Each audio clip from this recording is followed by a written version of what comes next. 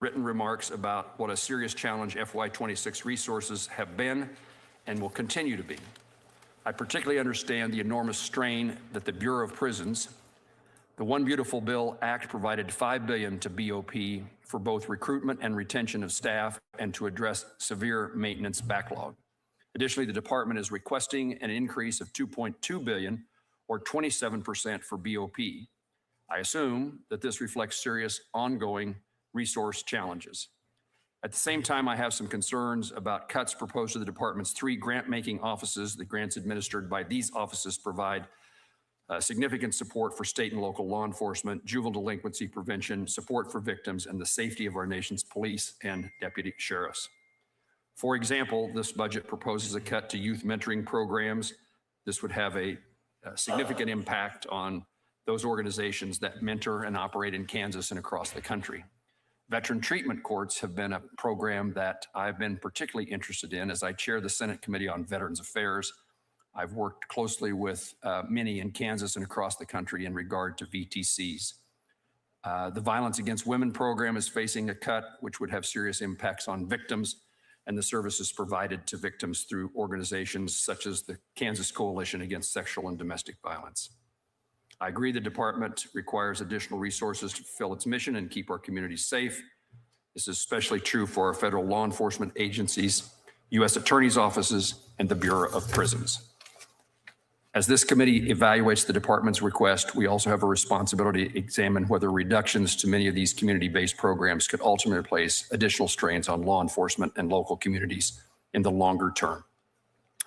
Attorney General, I look forward to learning more about the department's resource needs and your FY27 request, and I would recognize Senator Van Hollen for his opening statement.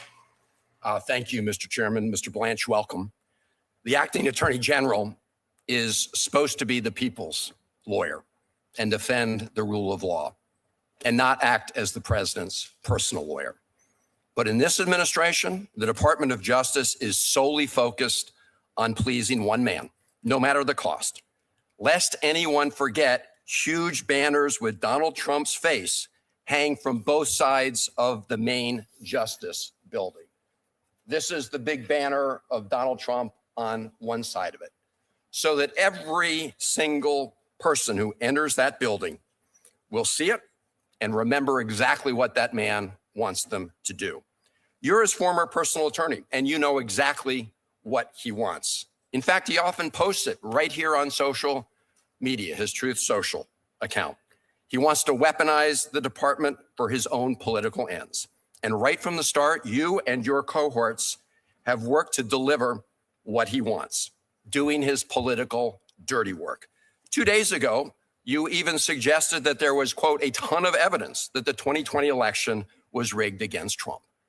And here you are at a budget hearing asking for taxpayer funds to pursue the department's mission when you're using those funds to punish Trump's adversaries, reward his friends, and pursue his personal vendettas. It began with pardoning the rioters who stormed the Capitol on January 6th and assaulted police officers. The revenge continued with the firing of more than a dozen lawyers who represented the Justice Department in those cases. Yesterday, you created a $1.8 billion slush fund to dole out taxpayer dollars to the president's supporters, including those who attacked this Capitol on January 6th. That is pure theft of public funds. And rewarding individuals who committed crimes is obscene. Every American can see through this illegal, corrupt, self-dealing scheme. You have also misspent resources on the blatant political prosecutions of James Comey and others. You couldn't find a single career lawyer to bring the first case against Comey, and lawyers resigned rather than participate in that charade. Now you've launched a ludicrous vindictive prosecution in the Seashell case. It's a shameful dereliction of your duty to pursue impartial justice without fear or favor. You've also brought criminal charges against journalists who were doing their jobs in Minneapolis. You've refused to hold accountable the DHS agents who shot and killed Renee Good. Instead, while members of the administration called both Renee Good and Alex Preddy domestic terrorists, you ordered a criminal investigation of Renee Good's partner. Hardworking professional attorneys resigned rather than engage in that abuse of power. Others in the department have been fired for telling the truth to the courts, an insidious message to send to officers of the court. You have fired immigration judges who rendered decisions the administration didn't like. More gross political interference in what is supposed to be an independent process. All told, DOJ lost over 8,500 staff last year and nearly 1/4 of its lawyers. It's so bad that you're now offering $25,000 signing bonuses and hiring prosecutors with no prior legal experience, seeking applicants who personally pledge support to the president. You've also refused to share with members of Congress the Office of Legal Counsel's purported legal justification for the blatantly illegal war the president and Prime Minister Netanyahu started in Iran. You have clear conflicts of interest between your prior job as the president's personal lawyer and your duty to ensure justice. This is especially true with respect to the cases of the survivors of the heinous crimes committed by Jeffrey Epstein. Many of those survivors are in New York City today as we speak, as part of a 24-hour public reading of the Epstein files. Many reading excerpts from their own FBI 302 reports documenting the abuses they endured. These survivors have tried to share their stories with you. Instead, you spent 2 days interviewing his convicted associate, Ghislaine Maxwell, and shortly thereafter, she was moved to a lower security prison camp with special perks. Mr. Blanche, the record is crystal clear. You are still acting as the president's personal lawyer, not as acting attorney general. It is hard to justify giving you any funds that will enable this pattern of wrongdoing to continue. Thank you, Mr. Chairman. Senator Van Hollen, thank you. Senator Collins, you have an opening statement? I don't, Mr. Chairman. I look forward to asking questions after hearing from the witness. Thank you. Thank you, Senator Collins, for joining us. With that, General, you are recognized for your opening statement. Thank you very much, Senator Moran. Good morning to all of you, Ranking Member Van Hollen, Senator Collins, Senator Moran. Good morning. Thank you for the opportunity to present President Trump's fiscal year 2027 budget for the Department of Justice.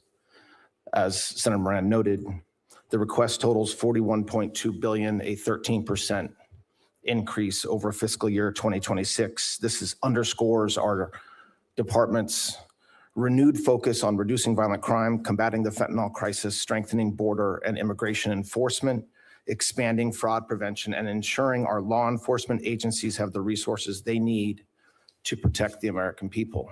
Violent crime reduction remains one of the department's highest priorities.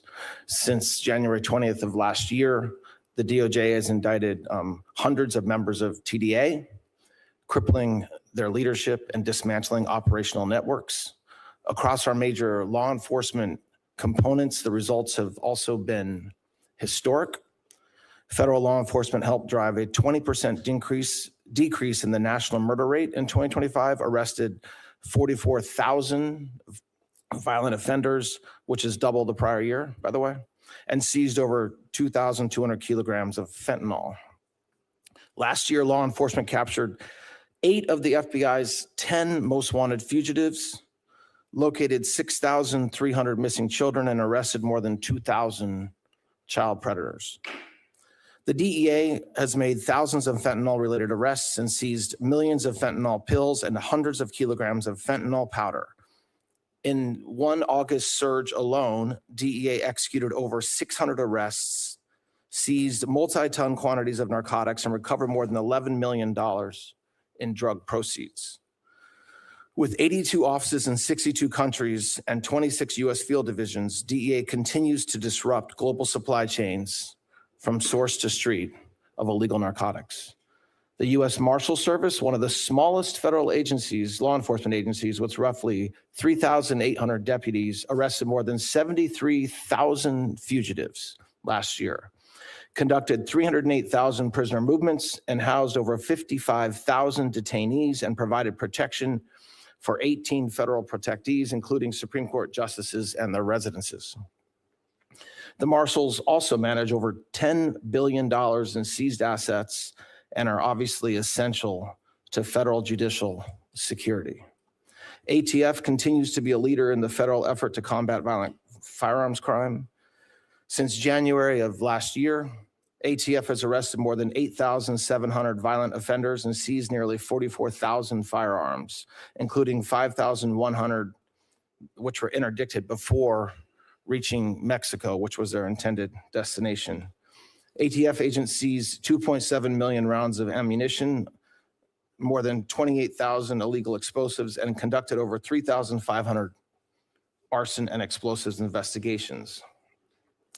They process hundreds of thousands of traces every year, 856,000 last year alone, and are continuing to do great work. To sustain these historic results, the fiscal year 2027 budget includes $22.2 billion for DOJ's law enforcement components and U.S. attorneys' offices. This is a 16% increase over fiscal year 26. And these investments will build on our tremendous progress and will ensure our continued momentum in violent crime reduction nationwide. We are also strengthening immigration enforcement efforts. The Executive Office for Immigration Review has completed well over 1 million immigration cases and reduced backlog by more than 447,000 cases since President Trump took office last year. This budget provides for $899 million for EOR. This is to continue rebuilding our workforce and modernizing our case processing systems. Across the department, nearly $4 billion supports immigration-related enforcement activities. Finally, the department launched the National Fraud Enforcement Division earlier this year to expand federal fraud enforcement and better protect taxpayer-funded programs. The budget includes $30 million to hire 100 attorneys and enhance data analytics capabilities to combat large-scale criminal fraud schemes. DOJ is also modernizing the grants process by consolidating COPS, OJP, and OVW into the new Bureau of Justice Grants, providing a unified and simplified approach to federal grant making, while obviously continuing to preserve the important missions of each office. The department faces serious budgetary constraints. Fiscal year 2026 marked the second year of flat budgets for several components, basically equating to a decrease in funding because costs and expenses increase every year, but the budget remained flat. The Bureau of Prisons remains under-resourced, funded at $8.1 billion, almost $300 million below fiscal year 2025, and risks insolvency without additional support. The president's request of $10.3 billion for the Bureau of Prisons is essential to restore staffing and maintaining safe and secure federal facilities. In closing, the fiscal year 2027 budget reflects our unwavering commitment to public safety, strong law enforcement partnerships, and responsible stewardship of taxpayer dollars. With your continued support, the Department of Justice will remain strong, effective, and fully equipped to protect the American people. Thank you again for the opportunity to appear in front of you, and I look forward to your questions. Attorney General, thank you. I recognize now the chairwoman of the full committee, Senator Collins. Thank you, Mr. Chairman. Mr. Attorney General, yesterday the Justice Department announced the creation of a nearly $1.8 billion anti-weaponization fund to compensate individuals who were purportedly targeted by the Biden administration, in exchange for which President Trump dropped his $10 billion lawsuit against the IRS for the completely inappropriate leak of the president and his organization's tax data. Amounts for this new fund will come from the Judgment Fund, a permanent law appropriation for paying claims and settlements brought against the United States government. Amounts in the Judgment Fund have traditionally been used for the payment of specific claims against the government or amounts owed for the settlement of those claims, but not for future claims that have yet to be bought. So I have some questions for you. First, has the DOJ ever used amounts in the judgment fund to pay claims that have yet to be brought against the United States government based on the settlement of a completely unrelated case? Thank you, Senator. So the short answer is yes. I mean, we have done this in the past. This was done during the Obama administration, something almost identical in structure to what we announced yesterday. In that case, there were allegations made by Native Americans that the Department of Agriculture had systematically treated them unfairly, and some had filed claims. There was a pending lawsuit, but many had not. A fund very similar to the one that was established yesterday was set up. It was funded by, in today's dollars, a little over $1 billion. And a single claims commissioner was appointed to review the claims and to distribute funds. In that case, at the end, there was around $300 million left over. And the Obama administration had set it up so that that money from the judgment fund was distributed to nonprofits and other NGOs. So what we've done with this fund, and by the way, it is true that this is unusual. That is true, but it is not unprecedented, and it was done to address something that had never happened again either. So there is an unprecedented nature of what we did yesterday in response to years and years of weaponization. Just to correct a few things, Senator, it's not limited to Republicans. It's not limited to Biden. That was. It's not limited. It's not limited to the Biden weaponization. It's not limited to in any way, scope, or form to January 6th or to Jack Smith. There's no limitation on the claims. So, and the other thing we've done, just to finish up in comparison to what was done previously, is we intend to appoint 5 commissioners. And also at the end, the money goes back to any leftover funds go back to the federal government, not to nonprofits. So how would the commission that you've just referenced that oversees the fund determine whether future claims from the fund are eligible to be paid out of it? And how will they determine how much will be paid for each claim?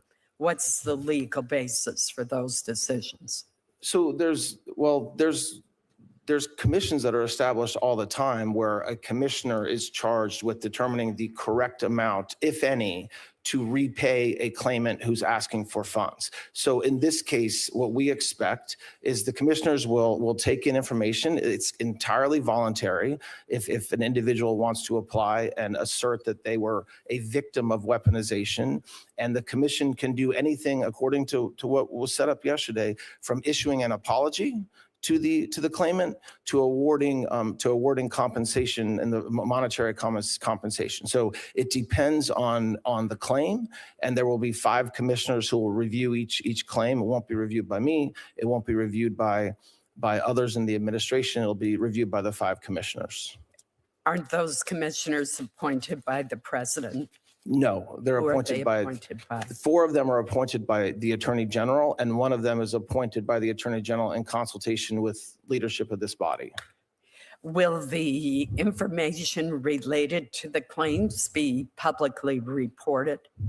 So that's a good question. I mean, look, there's privacy laws that exist, so I don't want to sit here today and say every scintilla of data collected will be released, but of course, there's accountability that the commission has, a quarterly report that has to come to the Attorney General, which will certainly be public. There's a process that you all will get information, and there's a FOIA process. So I very much anticipate that the claims that are awarded, the basis and the amount will for sure be made public along the way. Let me switch to a different issue, which Chairman Moran brought up. Along with Chairman Moran and other members of this committee, I was one of the lead sponsors of the Violence Against Women Act reauthorization of 2022.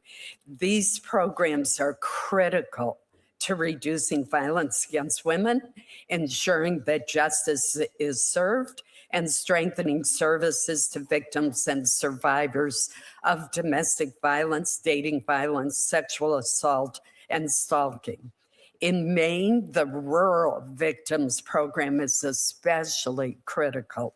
Despite the importance and effectiveness of these programs, the department's budget request proposes reducing funding by about 25%. Why is the department proposing a reduction in funding to combat domestic violence and to support survivors? Well, first of all, I completely agree with you that these are extraordinarily important programs and the funds are well used to support these programs. We have asked for $539 million, I believe, in money to support all these programs. And that, I mean, look, there's a lot of money that goes, $190 million for grants to combat, to stop the stop grants, which is extraordinarily important. And so it is a priority. Obviously, we have to make choices, and the president's budget has to make choices on where to spend that money, but it is extraordinarily important. And the $539 million that we've asked for will go to support all these programs. I mean, so yes, we are asking for less money than the budget had last year, but it's not because we don't view it as extraordinarily important. Well, I would suggest that cutting the budget for these important programs by 25% is a huge cut. And I hope that's something the subcommittee will take a close look at. Thank you, Mr. Chairman. Thank you, Senator Collins. Senator Van Hollen. Thank you, Mr. Chairman. Mr. Attorney General, this is an outrageous, unprecedented slush fund that you set up. Simple question, will individuals who assaulted Capitol Hill police officers be eligible for this fund? Well, as it makes plain, anybody just let me know if they're eligible for the fund. As was made plain yesterday, anybody in this country is eligible to apply if they believe they were victim weaponization. Mr. Attorney General, let me ask you this. Are there going to be rules that say that if you've assaulted a Capitol Hill police officer or committed a violent crime, you will not be eligible? Why not make that a rule? I expect that, because I'm not one of the commissioners setting up the rules, I expect you're that there will be four of the rules five set up. members, aren't you, Mr. Attorney General? Pardon me? You're appointing 4 of the 5 members. I am appointing You can all 5 certainly members. set up the rules. I would hope you would make a rule that anyone convicted of assaulting a police officer or a violent crime is simply not eligible. They should not apply. Well, Let me ask you this, because you compared it to the Keepsiegel case. But I think you know full well that in that case, the settlement agreement was approved by a federal judge, including the payments to people who were not originally parties to the lawsuit. No federal judge has approved this fund, have they, Mr. Attorney General? no federal judge did approve this. So that's a big difference between this case and the case that you compared it to. No, it's not. Did a judge sign off on this case? No. A judge did sign off on the other one. Yes, but your question was whether it's a big difference. It's not. Of course it is, because that allows for an independent person to look at it rather than the There was no independence. There was no independence. There was a single commissioner. A judge signed off on it. A judge had nothing to do with deciding the money. There was a judge who looked at it and signed off on it. So to compare that case to this one is incredibly deceptive. Let me ask you this about the Epstein case, because as we speak, many Epstein survivors are in New York. They're reading portions of the Epstein files about the abuse that they suffered. Otherwise, they might have been here with us today. At a House hearing, your predecessor refused to acknowledge the pain experienced by some of those victims when the administration improperly released their names and identifying information. So I want to know where you stand. I spoke to the representatives of some of the Epstein survivors yesterday. They are extremely frustrated that you keep calling for people to come forward with more evidence, but you have not met with them to hear their stories. So simple question. If I connect you with these survivors, will you meet with them? Absolutely. And what you just said is false. I have met with them. I've met with many of the lawyers for the survivors of victims, as did Attorney General Bondi. So whoever told you that, unfortunately, gave you bad information. Okay. But I would Well, encourage them. I would encourage them to reach out to the Department of Justice, because like we do every single day, we absolutely care for victims, and we absolutely want to hear from them and their lawyers. Well, I've been told directly from the representatives they've not had a chance, at least this group, to meet with you. So Did they anyway, I'm good. represent that they asked? So I'm glad to hear Did they that, represent they asked for a meeting? Can I ask you to commit that the Justice Department will not recommend a pardon for anyone named in the Epstein files? Can you repeat that question? I'm sorry. I didn't hear what you said. Can you commit that the Justice Department, you, the acting Attorney General, will not recommend a pardon for people named in the Epstein files? When you say people named, there's tens of thousands, hundreds of thousands of, quote, people named. How about okay? Ghislaine Maxwell? Can you commit that you will? Yes, I can pardon? commit to that, of course. Okay. Let me go back to this slush fund, because there's also an individual who, after being pardoned by the president, went on to molest 2 children.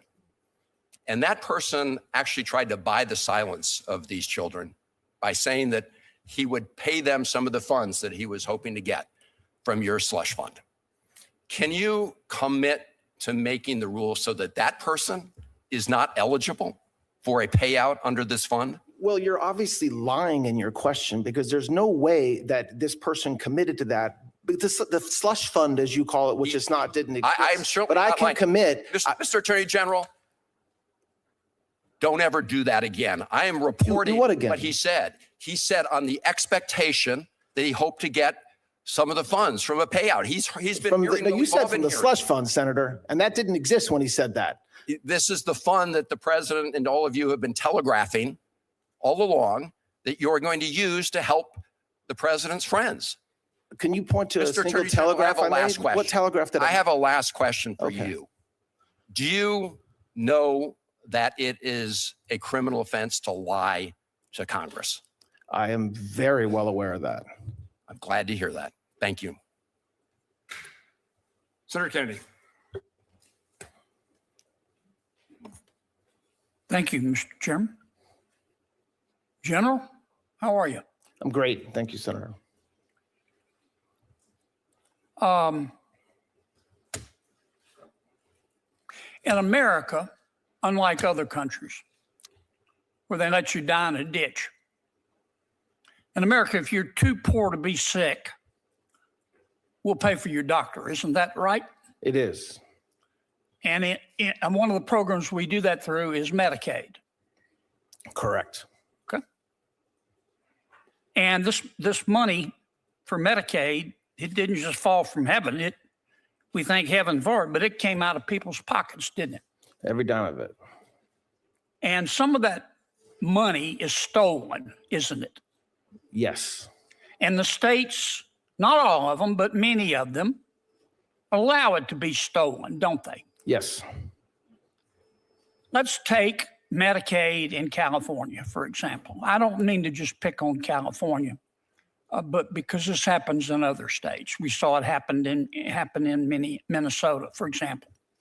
But in California, for every dollar that the California state government puts up for Medicaid, for the Obamacare portion of Medicaid, the federal taxpayer puts up $9, don't they?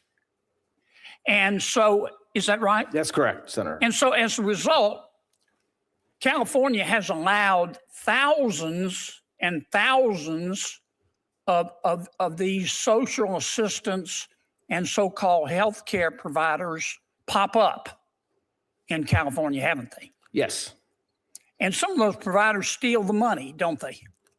Yes, we know that to be true. Yes. And the money never gets to the people they supposedly are trying to help. Isn't that correct? That's correct. And the other way that California and others abuse the fact that they're putting up $1 and the American taxpayers putting up $9. Did I mention it was $9? I think some say it's even more, but yeah. 9 work.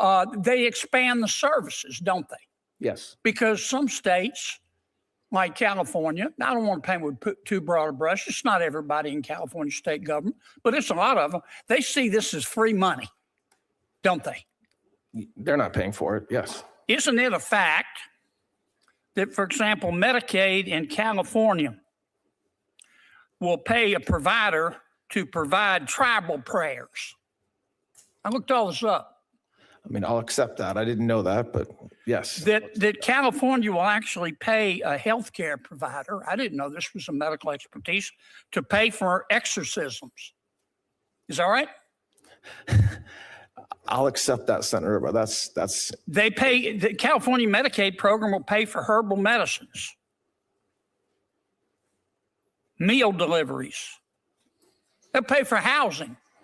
I don't know what housing has to do with healthcare. Is that correct? yes. Were you aware that the Medicaid program using federal money, taxpayer money, will pay for an in-home chef? Yes. Okay. If it's a family member, yes. Yeah, they'll even pay for gymnasium fees through Medicaid in California. They'll pay for bicycles, scooters, gym memberships. Did you know that? Yes, several states do, but California does for sure. They'll even repay your student loans. Were you aware of that? I was not aware of the student loans repayment. Yeah, they'll repay somebody's student loans to encourage them to become a healthcare provider. I mean, California, they're just setting all kind of records. These folks are they're wild people. California's got 12% of the population. In the last 10 years, they're responsible for half of these new so-called health providers to provide exorcisms and other things. Now, what the hell are we doing about it? Why has this gone on for so long? Senator, listen, it's a great question. And what you just described are programs that are allowed under the program. You have a whole other issue in California where a lot of these folks are just stealing the money, not even running it through for exorcism. They're thieves, aren't they? They're thieves. Correct. And California just watches it happen, don't they? Not everybody in California. The government does, doesn't it? Well, that's the challenge in a lot of states, is that we don't have a state government, which you all have entrusted to run these programs and take care of the money that you all give them. There's state structures that absolutely do not do any compliance, and they don't do their job. Because they don't have no incentive to. They're getting free money. Isn't that right? Yes, I think so. Yes. We got to change this, General. We're trying. I call this a slush fund. You want to talk about slush fund? This is a tier 1 slush fund that's been going on for years and years and years. Billions and hundreds of billions of dollars is stolen.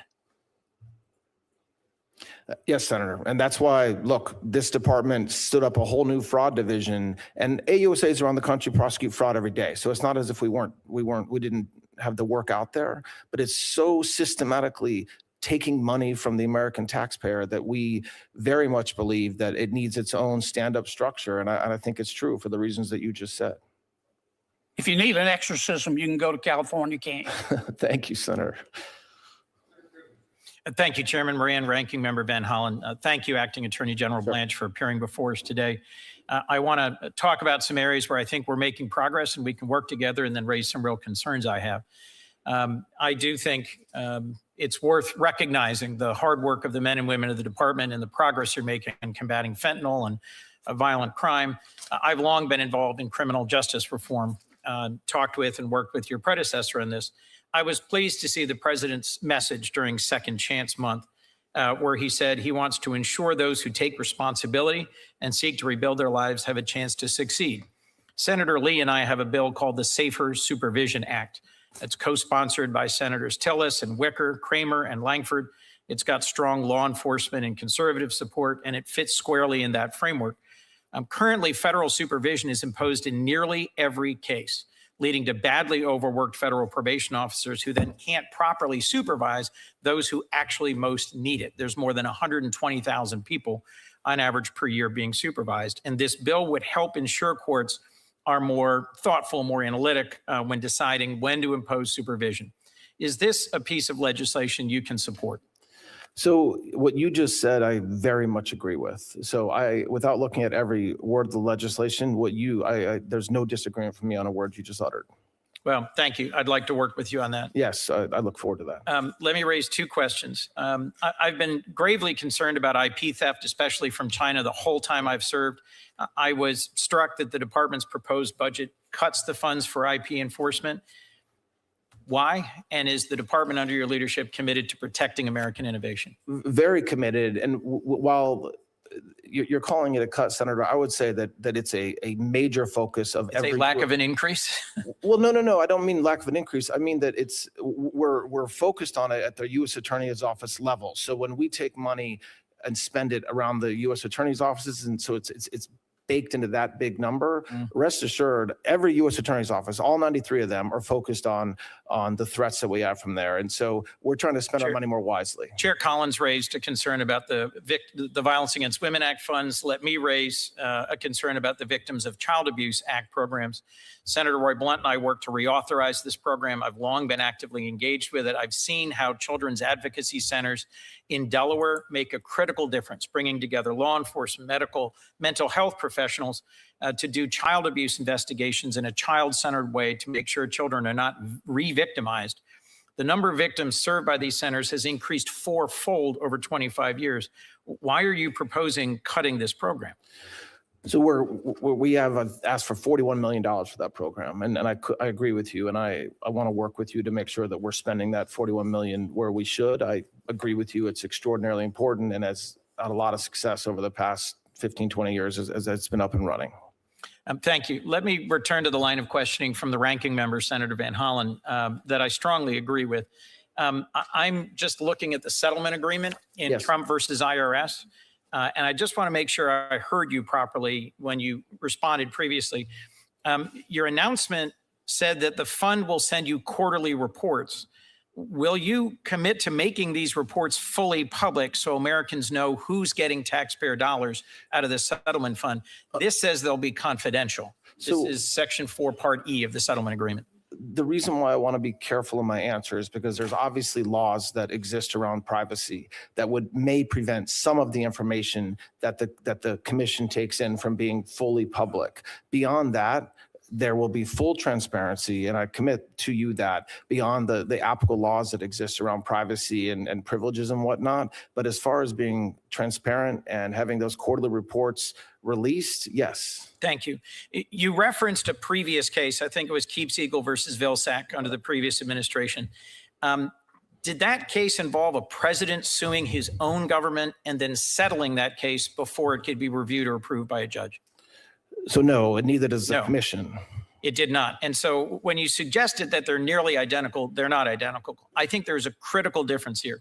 President Trump is the first president to sue his own government and then direct his chosen acting attorney general to reach this kind of settlement. Will you commit that none of President Trump's family will receive a direct payout from this fund?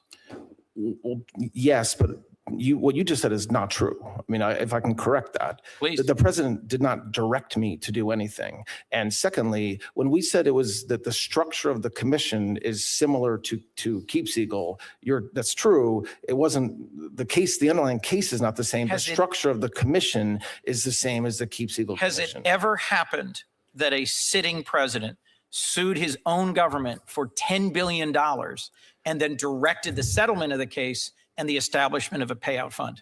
Not that I'm aware, but there's a lot of things that President Trump's the first of. No president had been indicted 1, 2, 3, 4, 5, Correct. 6, 7, 8 times either. Correct. No president's been indicted. And will you commit that none of this money will go to President Trump's campaign donors? I am not committing to anything beyond the settlement agreement itself. When you say campaign donors, that they are not excluded from seeking compensation. Last They're question. weaponized. During Police Week, I heard from a number of law enforcement friends who found it appalling that there was the possibility that folks like the Oath Keepers, the Proud Boys who had assaulted Capitol police officers could receive multi-million-dollar payouts from this fund. Will you commit that no one who has been convicted of assaulting a police officer will receive a payout from this fund. So I share the concerns that apparently members of law enforcement gave to you last week, although none of this was announced last week, so that's surprising, but They had I heard accept rumors that. there would be a settlement fund. Okay, but anybody can apply. The commissioners will set rules, I'm sure. That's not for me to set, that's for the commissioners, and whether an individual, an oath keeper, as you just mentioned, applies for compensation, is anybody in this country can apply. Well, we'll be watching this very closely as this goes forward. I don't think the settlement fund should be set up this way or for these purposes. I appreciate your answers today. Thank you, Mr. Thank Chairman. you. Thank you, Mr. Chairman. Mr. Attorney General, thank you for being here this morning and responding to our questions. I want to follow on a couple that have been asked with regards to the Department of Justice's state and local law enforcement programs. $1.2 billion in proposed cuts. We're looking at it very carefully because many of these grants and programs have significant impact on our state, small population, large area to deal with. The budget also calls for consolidation of the Office of Violence Against Women, the Community-Oriented Policing Services, and the OJP programs. Is the Office of Tribal Justice one of the offices that are also intended to be consolidated?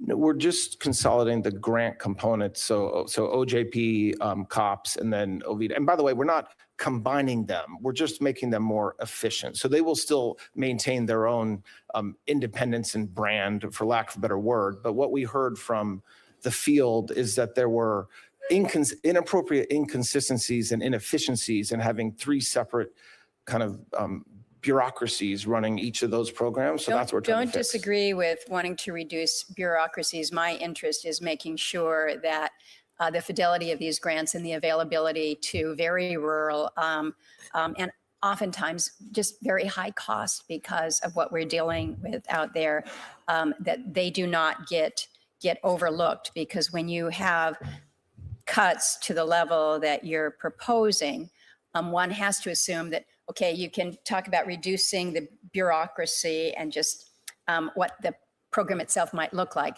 But again, my interest is making sure that this much needed assistance is still pushed down to the very, very local levels. Senator, I assure you that the rural communities, and I appreciate that they have the most challenges applying for grants because of just the way they're structured. Lack of capacity. Of course, and there's obviously, I forget the exact percentage, but a large percentage of our grants do go to rural communities, as they should, and rural police departments, as they should. And we are going to continue to do that. I mean, the COPS office is required to distribute half of the grants to rural communities. Right. But just, and I don't want to take up all your time, Senator, but that's one of the reasons why we're trying to make it more efficient, because the field said, especially rural communities, big cities don't have issues applying for grants. They have a bunch of people that can do it. And so, yes, we are very focused on that in tribal justice space, but also in the grant space. Well, know that we're watching this one very carefully. I understand that in response to Senator Collins, you acknowledged 25% cut to the Office on Violence Against Women. I was very involved in that reauthorization, and within that, we provide that OVW may not be subsumed by another grant-making component within DOJ. So we want to make sure that, again, DOJ is going to maintain OVW's statutory responsibilities and how they move forward with their grant making and not losing out on that subject. We will, and we're aware of that. Yes, ma'am. Let me ask about the Not Invisible Act. This was legislation that I introduced some years ago. It became law. May 5th is the day that we recognize as Missing and Murdered Indigenous Persons Awareness Day. We had a big roundtable that Senator Sullivan helped to organize just a couple weeks ago. I had a lot of the folks from your department, along with Alaska State and local, as well as tribal. One of the things that kept coming up was the commission issued its final report. I thought it was pretty substantive. They issued it November 1 of 2023 after great testimony and consultation all across Indian country. But then it was removed, the report was removed very early on in the second Trump administration, and the related materials have been removed from DOJ and the Department of Interior websites. So people keep asking me, where'd it go? Why? What is happening? And we tried to get further information to that again up in Anchorage a couple weeks ago. So the question to you is, why was the report taken down? When will it be restored? And more importantly, what concrete steps is DOJ taking with the Department of others and others to implement the recommendations? We don't want the work of this really important commission to just kind of sit and be ignored. Yes, so I don't have an answer as to why it was taken down, but I will get back to you promptly. I will tell I you. would appreciate that, yeah. And your big picture question, we are on the same page when it comes to tribal justice and the work that we have to do with our Native American community and making sure that we're giving them the resources, the law enforcement. I visited 2 so far as the Deputy Attorney General. My staff has gone out to multiples, to Northern New York, the Dakotas, Oklahoma, and we'll continue to do that. I think that at the end of the day, it is a funding and training issue that is our responsibility, and I recognize that, and it's a priority. Well, and we've seen positive signals in the first Trump administration. That was when Operation Lady Justice was stood up. I think that is good. We need to continue on that. You've put good people tasked to this, but this is where it gets confusing, because when you have a public-facing website that helps people navigate through some of the reporting and the lack of data, that's where we could use a little help. So if you can get back with me on that, I would appreciate it. I will, Senator. Thank you, Mr. Chairman. Thank you, Mr. Acting Attorney General, for being here. As you alluded to in your opening statement, there is an acute staffing shortage at the Bureau of Prisons. At FCI Berlin in New Hampshire, staffing levels have dropped to 58% of authorized levels. And that's at a time when correctional officers are being asked to take on added duties where they have detainees being sent to our federal prison, and the retention incentives have dropped significantly. So as you point out, the Bureau received an additional $3 billion in the reconciliation bill to address staffing issues. And you're asking for additional funding, which I appreciate. But how do you plan to use those supplemental funds to address recruitment and detention of staff at facilities like FCI Berlin? Thank you for that question. It is a crisis. And the crisis on staffing is twofold. One is we're not paying them enough, and they can walk across the street to county jails and make more money. And 2, because we're not paying them enough, there's shortages, so they're required to work overtime. They're required to actually. I understand the problem. Can you explain what you're going to do to address it? We're doing both. I mean, we're addressing the compensation, and we've already worked with Director Marshall over the past several months to give some retention money to officers who are staying, but we have to pay them more, and we have to make it worthwhile for them to stay. And the only way to do that is with money. The only way to do that is I can hiring. tell you that FCI Berlin has not seen that money yet, and it's going to be critical to get it out. Let me change to another topic, because we have a new DEA drug lab in Londonderry, New Hampshire. I'm very pleased that we've got that New England Regional Drug Lab. I worked hard to try and support the effort to get it there. But I'm concerned now that DEA doesn't have the personnel that they need in order to fully operate it. And when we raised this at hearings, both in the House and Senate, with DEA, what they told us was that DOJ has routinely denied its request for greater allocations of personnel, meaning that they are going to have difficulties hiring the sufficient personnel they need to fully operate this new lab. So can you commit that you will ensure that the personnel that are needed to operate the lab are able to be hired? Yes, and our budget asks for that funding, and I agree with you, Senator, that it's crucial to have that, and that there's shortages. You're right. Let me weigh in on with Senator Collins and Senator Murkowski and their concerns about the Office of Violence Against Women and the grants. I don't support the cut of 25% for that budget, but we have a greater issue, because my staff has heard from organizations in New Hampshire working on domestic violence concerns that the department is continuing to hold fiscal year 25 funding for the office. And for some of these organizations, they had their grants canceled early in 2025. This disruption has caused those organizations to scale back, to start laying off staff, which limits their ability to help survivors. So when is the department going to make available the fiscal year 25 and 26 grant funds that have already been approved by Congress? So the NOFOs for 2 of the 3 agencies are all out and back. There's one NOFO that's pending from 25 that we expect to get out any day now, and then we'll start working on 26. And so it's done on a rolling basis, and we're working every day very hard to get that money out. As far as grants that were canceled, I believe 330 some were canceled, just about 5 or 6% of the overall grants awarded for various reasons. But grants that were more than that were initially canceled, and the grants. But those are grants that had been approved by Congress that had already been sent out. Why is the department canceling funding that our organizations are depending on in order to help survivors? Well, it's not that they were approved by Congress. The money was, and so for a very small portion of grants, they were canceled for various reasons. So well, they were canceled because DOJ came in and made significant cuts, and the administration has made cuts. I guess I'm not going to argue with you about why that happened. I think it was wrong. I'm going to acknowledge your commitment to ensure that those funds are going to go out to the organizations that are depending on them so that they can serve the people who need it. I commit to that. Thank you. Last fall, the U.S. trustee for Region 1 didn't name a new Chapter 13 standing trustee for New Hampshire. Instead, he assigned New Hampshire's duties to Maine's standing trustee over the objections of the New Hampshire Bankruptcy Bar.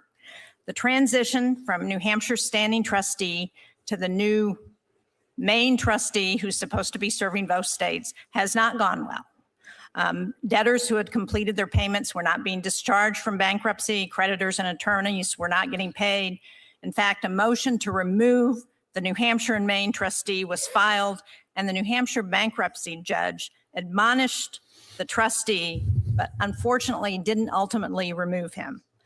I am very concerned that we have granted staters who need to use the Chapter 13 bankruptcy and that they're being disadvantaged because of this decision for whatever reason. We have no idea because the U.S. government doesn't pay those standing trustees. There's no reason. That's not a benefit in terms of savings. So I don't know if it was a shot at New Hampshire or what the issue was, but will you commit to naming a New Hampshire only Chapter 13 standing trustee and look into this, because it's a real problem?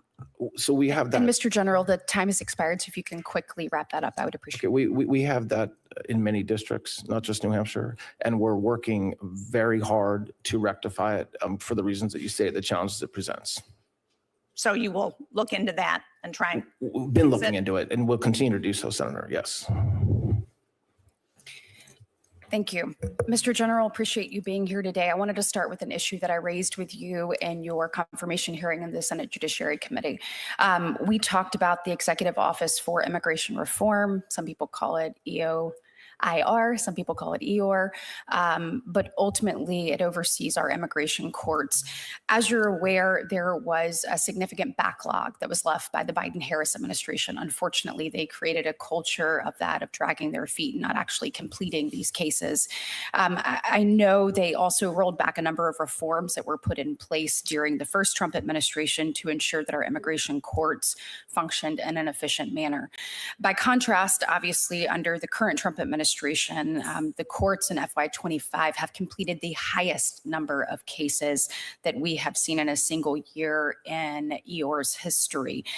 Finally achieved a reduction in the case backlog, and hopefully that's something that we can continue. I saw in your budget that you increased this by 12%. I wanted to talk, is that going to help you continue on eliminating this backlog, improve efficiencies and operations of these immigration courts? And then also on that, how does the budget request support efforts to actually modernize this process, making sure that we're not only using the current system, but we're looking at how can we be more efficient in the future? Yes, thank you, Senator. The first answer in reverse order. We have asked for $37 million to modernize the IT programs that the immigration courts use. That in and of itself will create efficiencies that will help us in ways that should have happened years and years ago, and it didn't. We're also asking for more money because we need more judges. And the big, beautiful bill gave us authority to hire a bunch of immigration judges, and we're hiring a ton. We have a graduation tomorrow, the largest graduation of immigration judges in many, many years, if not history. And we're continuing to try to find good judges that will work hard. And the budget also, a judge needs staff. So a judge needs clerks to help process the cases. We have almost 500,000 cases were processed last year. That's extraordinary. And we're getting into the backlog. But when you have something like 4 million immigration cases, 4 million immigration cases backed up, even if you cut it down by 1 million a year, you're still looking at 3 or 4 years to catch up. But we're very focused on doing that. We tell our new judges they're going to be working harder than they've ever worked in their lives, and we expect that. And so this budget is really addressing that, the IT problem and the staffing challenge that we have. Good, thank you. I'm changing gears a little bit. Obviously, we are so proud to see the crackdown on crime across the country, lowest murder rate that we have seen, the significant actually getting back to the mission of getting the bad guys and putting criminals behind bars. I talked to Director Patel about this last week, but there's great work being done by the FBI and DOJ in my home state. Operation Southern Star in Montgomery has been significant. That's where I live. Yeah. We appreciate that effort. I know that communities across the country appreciate the work that you're doing. Can you discuss how this request increase in resources that you have in this budget is going to allow us to build on the current successes and enhance cooperation with state and local partners across the country so that we can do more of what we've seen in Montgomery over the Operation Southern Star? Yes. So there is nothing more important than our state and local partnerships when it comes to combating violent crime. Nearly every violent criminal that's arrested by the feds are assisted by a cop or a detective or a trooper in that case. And so when we talk about the work that the federal government and the FBI and DEA and marshals and ATF and HSI have done over the past year, we are really talking about the work that they did partnering with the state and locals. So our budget reflects that. We want $2.9 billion for state and local grants. That's money that's going to go to law enforcement to combat violent crime. $12 billion for our budget for violent crime. And you said that, but I want to make sure I'm giving props to the great men and women of law enforcement in our country. It worked. I mean, we did see meaningful reductions in violent crime, which means everybody's streets are safer than they were a year and a half ago. So. Well, as someone who is raising two teenagers and wants these streets to be safer, particularly the ones, where all these families are trying to build their lives, we say thank you. Last question. I know that the budget also is going to stand up the National Fraud Enforcement Division. I know that there's been a lot of misnomers about that out there. It is important we make sure that taxpayer dollars are used judiciously and the people who do not do that are held accountable. Can you talk about some of the work that the division has been doing and how the funding will allow DOJ to continue protecting Americans and their hard-earned tax dollars? Yes, so we asked for $30 million because we need lawyers to help build this new division up. And what we've done already, and you've seen it in the news in Minnesota and other locations, really everywhere. Minnesota's been a focus, but in every state, the National Fraud Division has an AUSA assigned to that division now. And their goal is very simple: to find criminals who are stealing from the government. That's it. And so that comes in the area of healthcare, but it comes in a lot of different places. And I expect that everybody in this body will be very satisfied with the work when I come back next time, because Excellent. It's doing great work. Americans are sick of people not being held accountable. So we hope that we see some people actually prosecuted for these crimes. Thank you so much. Thank you. Senator Merkley. Thank you, Madam Chair. And Senator Murray, do you want to jump in first? Okay, thank you, Acting Attorney General. So the budget has a $500 million cut to the COPS grants. Those grants are certainly important to our local law enforcement, for staff, for equipment, for investigations. Is there any particular reason that you think the police departments need less money now than they did before? And would you be supportive if we advocate for more funding rather than less? So local law enforcement needs all the money we can get. I agree with that very much. And whether I would be supportive of more money that you all come together for local law enforcement. Yeah, yes, I will. I mean, look, Thank you. I appreciate that. Sure. There is a bill called the Stop Institutional Child Abuse Act that senators on both sides of the aisle supported, including Senators Tuberville and Cornyn.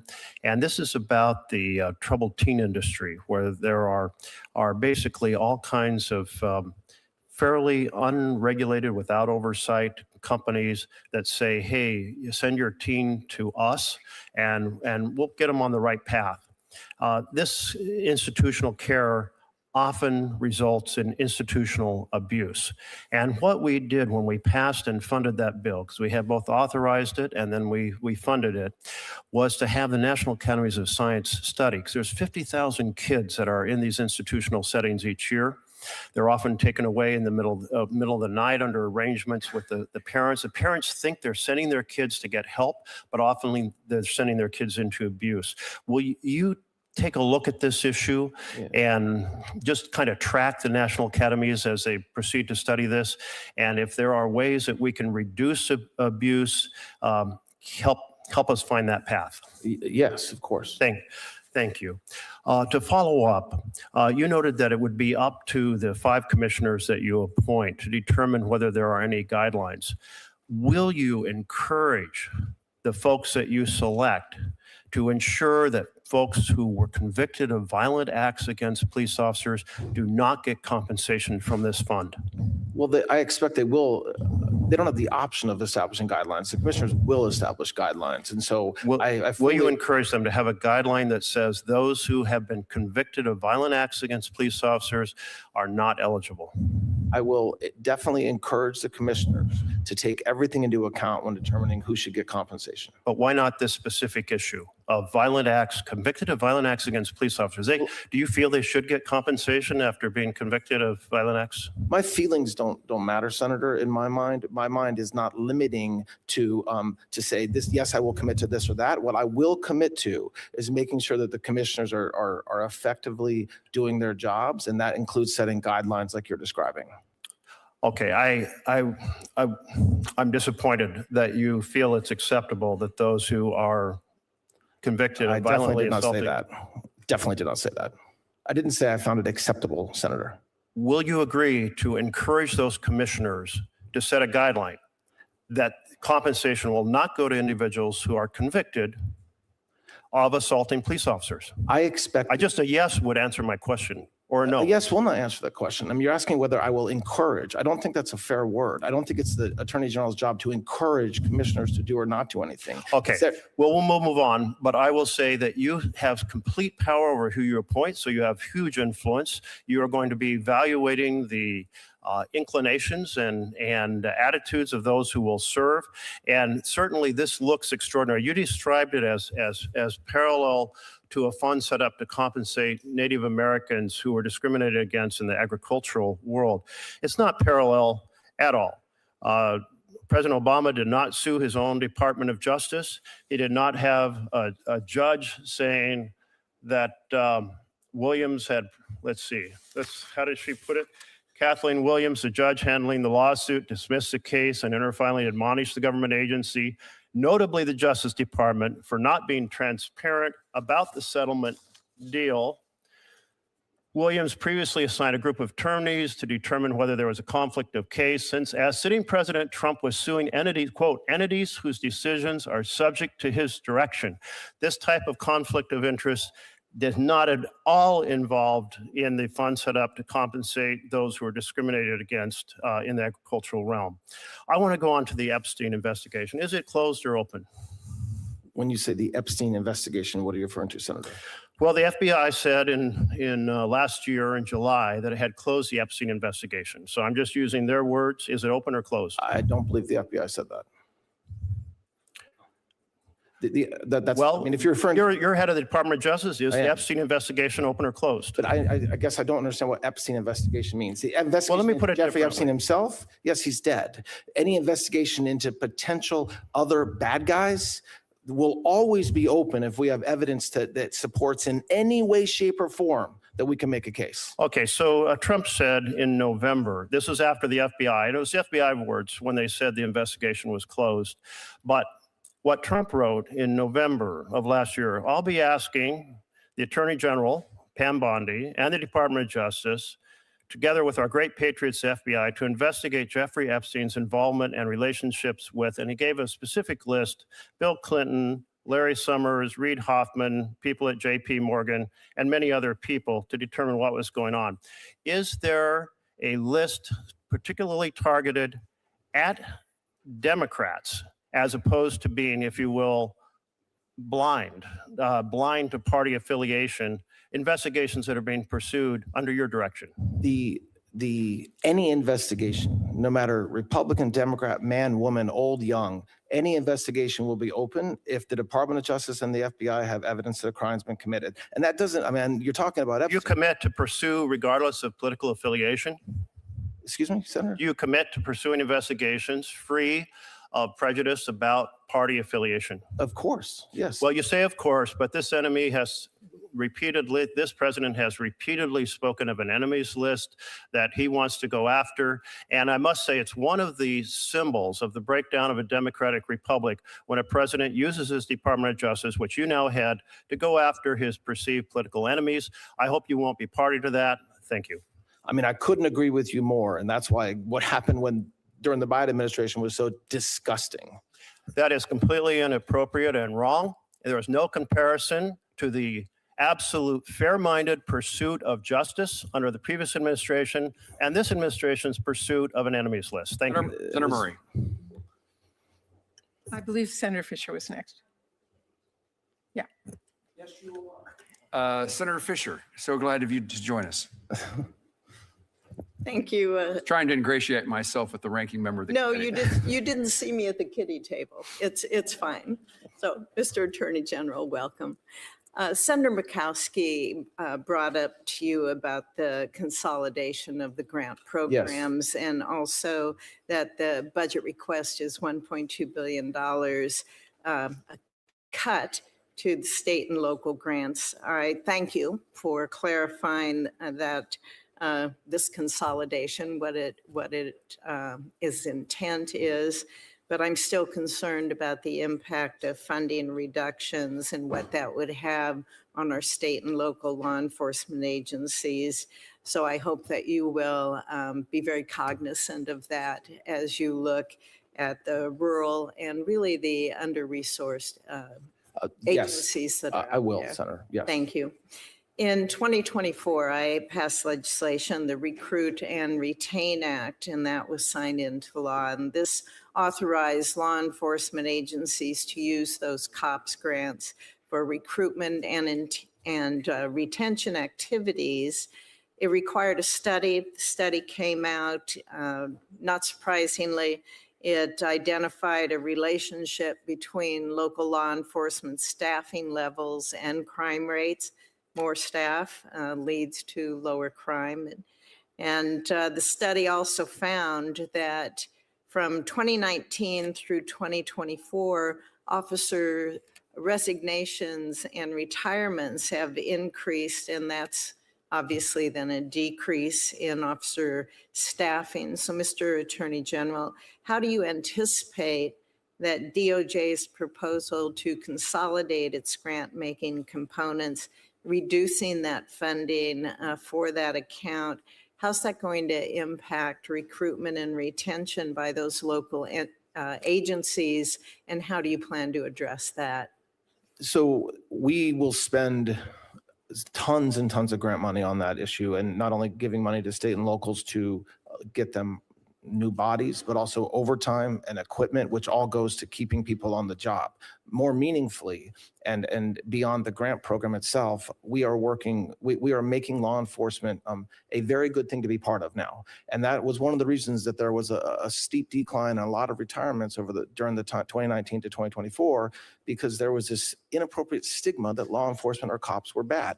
That's not the case anymore. And so we're working every day. We have our Homeland Security Task Forces set up, which is a partnership with state and local law enforcement and sheriffs. They're getting money. They're getting overtime pay. We're thanking them. We're giving them cars. We're giving them vehicles. And so that's what we're going to continue to do. Have you reached out to local agencies to see if their recruitment has improved? Because I can attest to disappointment by many police departments. OPPD Omaha, for example, did see their numbers really decrease. Have you reached out and have any numbers on what it is now? Regularly, including last week during Police Week, I met with a lot. It's still a problem. We have not fixed it yet. I mean, look at what happened over the past year with law enforcement officers getting doxxed and having rocks thrown at them, having local leaders say to good, hardworking cops, you can't help. So this isn't something that we've won yet, but it's a priority to win that fight. And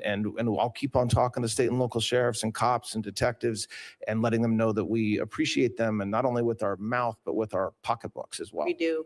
Thank you.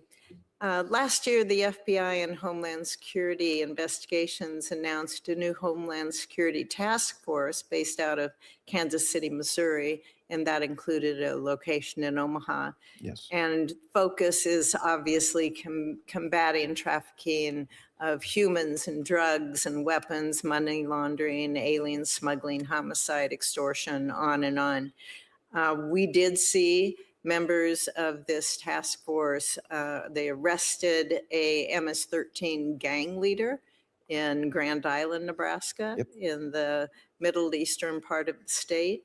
The 27 budget request cites the elimination of the Organized Crime Drug Enforcement Task Force's component, and instead requests appropriations be made directly to agencies like DEA and FBI.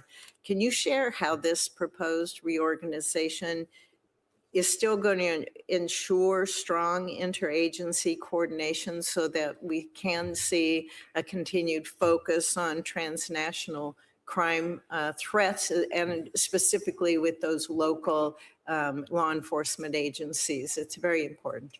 I agree. So look, we dissolved the OCDF executive office. That is true. But the money that we're asking for, the money that we're going to spend, is exactly like we've been spending for a long time, except for more efficiently. So the HSTF model is built off of the OCDF model, but with a lot of improvement. Like, there was a lot of overlap in OCDF money that we're now being more efficient with. So there is no doubt, as a matter of fact, the opposite is true, that we're spending that same OCDF type money, we're spending more of it, and we're getting more of it out to the field through the Homeland Security Task Force. And so that's the goal.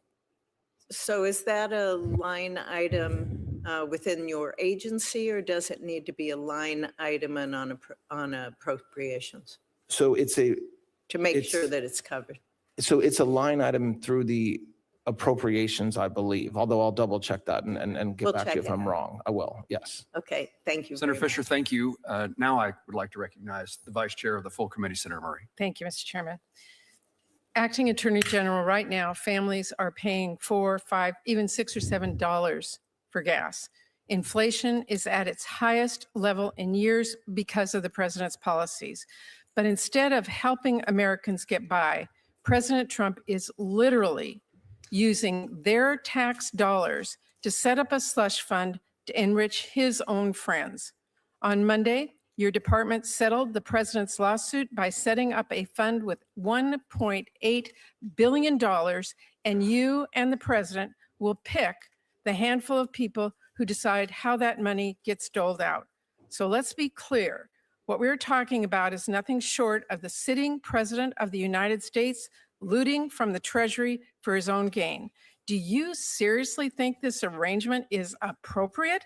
The president telling the federal government to settle a case and let him pay billions to the people that he chooses? what you just described wouldn't be appropriate. And that's absolutely not what happened. And that's not what's happening now. So you just set up a series of facts, most of which were not true. No, to they say, were is it? No, it's not.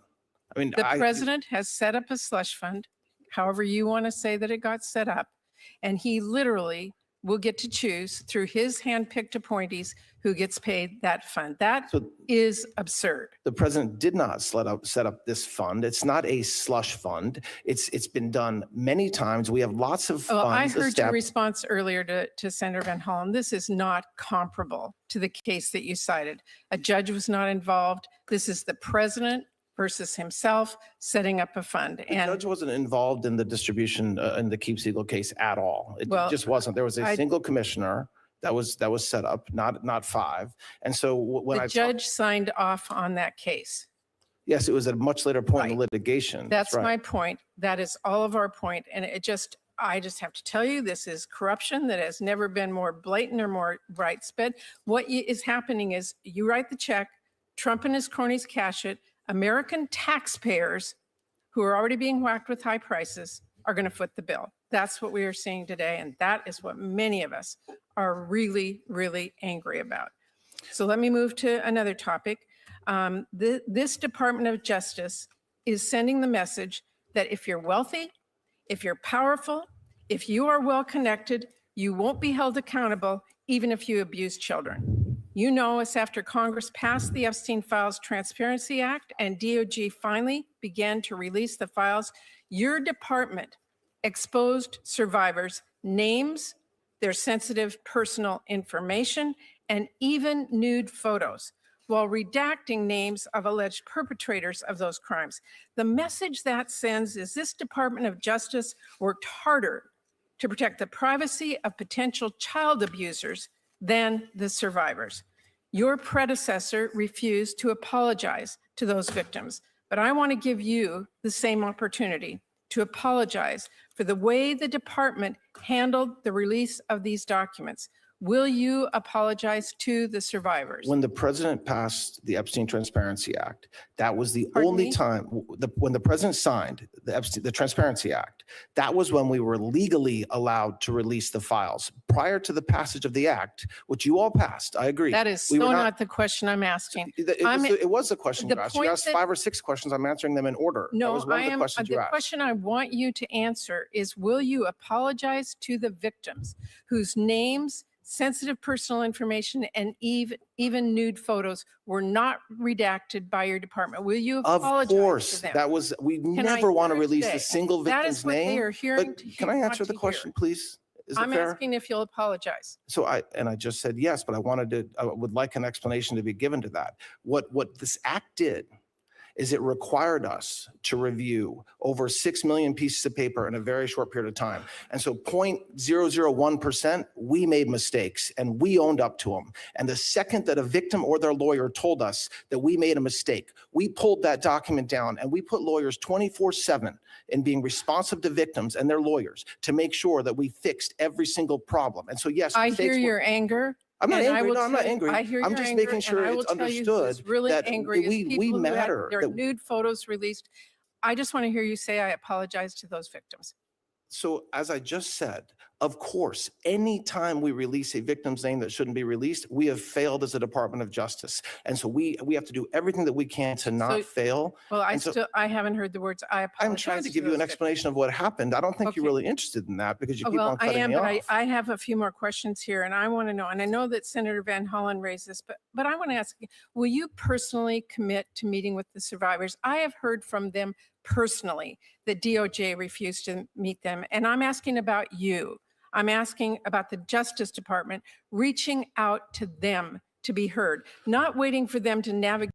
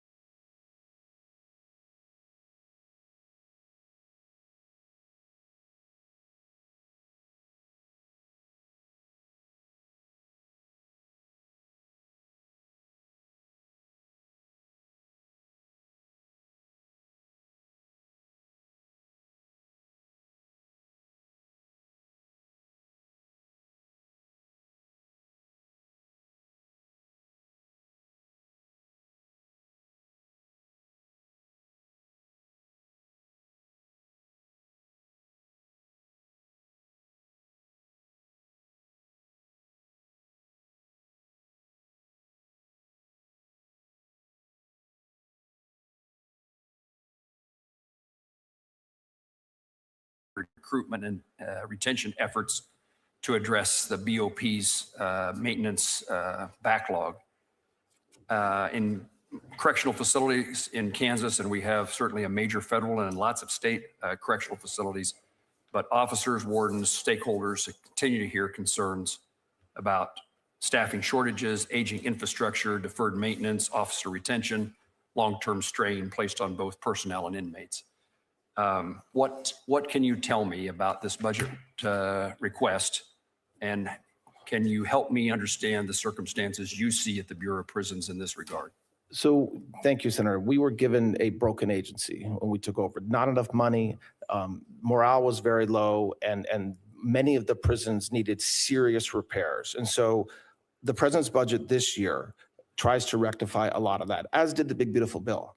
The vacancy rate is still 20% for corrections officers. I talked about this earlier. That has to do with retention. It has to do with how much we're paying them and creating an environment at the BOP that they want to work at. And so that's something we have to work on. We have some of the investments we want to make, $450 million to attack the vacancy rate and start paying some of our correction officers more.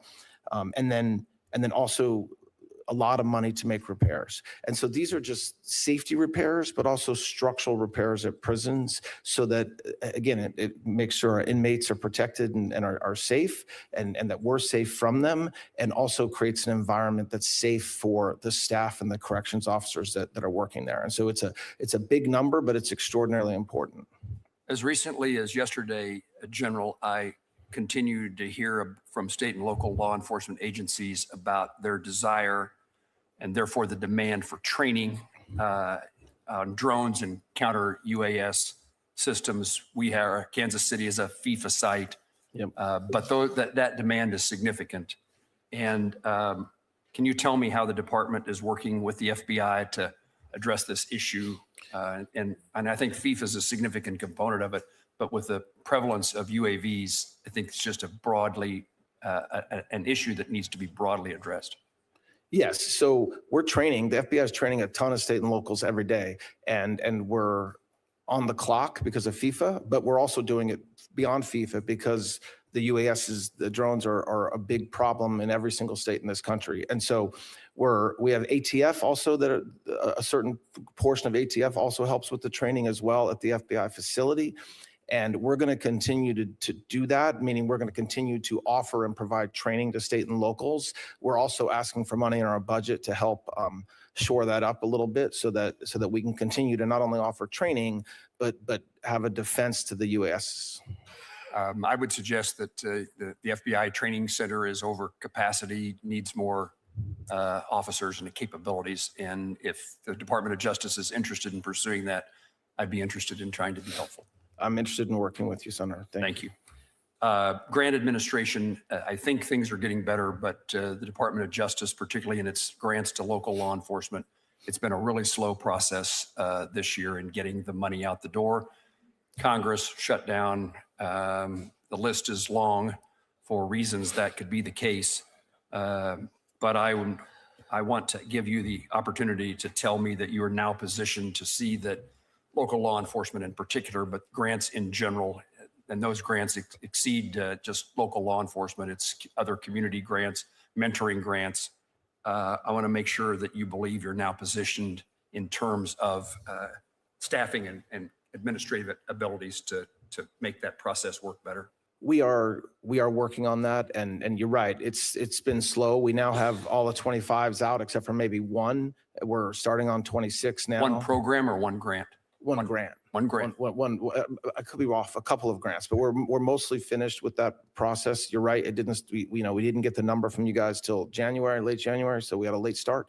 And we're going to turn to 26 now and get as much done as we can. As you know, they're distributed on a rolling basis, so it's not as if there's no money and then a ton of money. So we're trying to get the wheels turning as quickly as we can to get money out.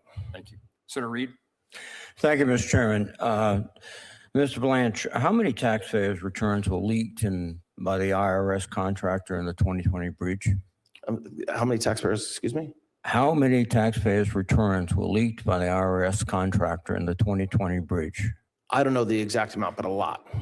405,427. One of them was Donald Trump, correct? One of them was Donald Trump, One correct? of them was Donald Trump and his family or others, correct? Right. And Donald Trump was president at the time. Correct.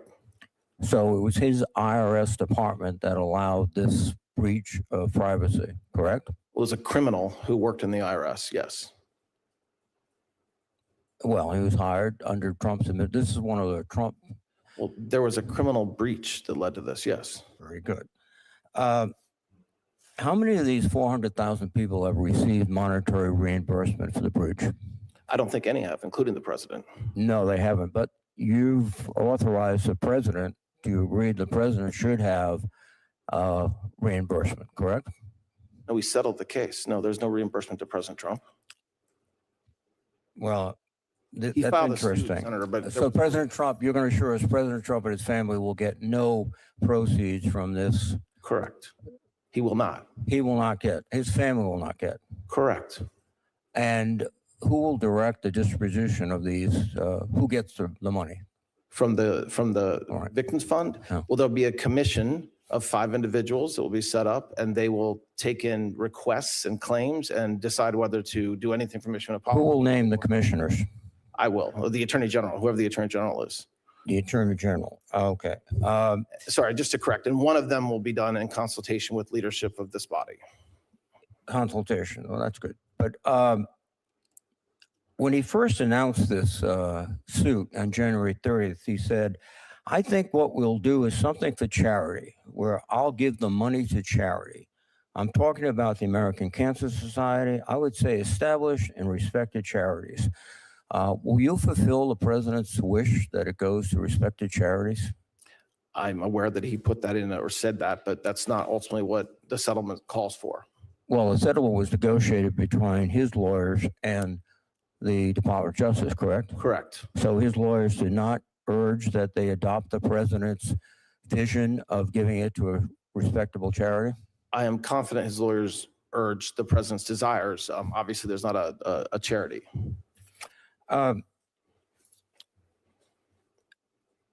The order that you signed yesterday states that the government pay this settlement if the Secretary of Treasury has certified the payment. Is that correct? Correct. Is it a coincidence that the General Counsel of the Department of Treasury resigned yesterday? I don't know if it's a coincidence. Have you looked or checked?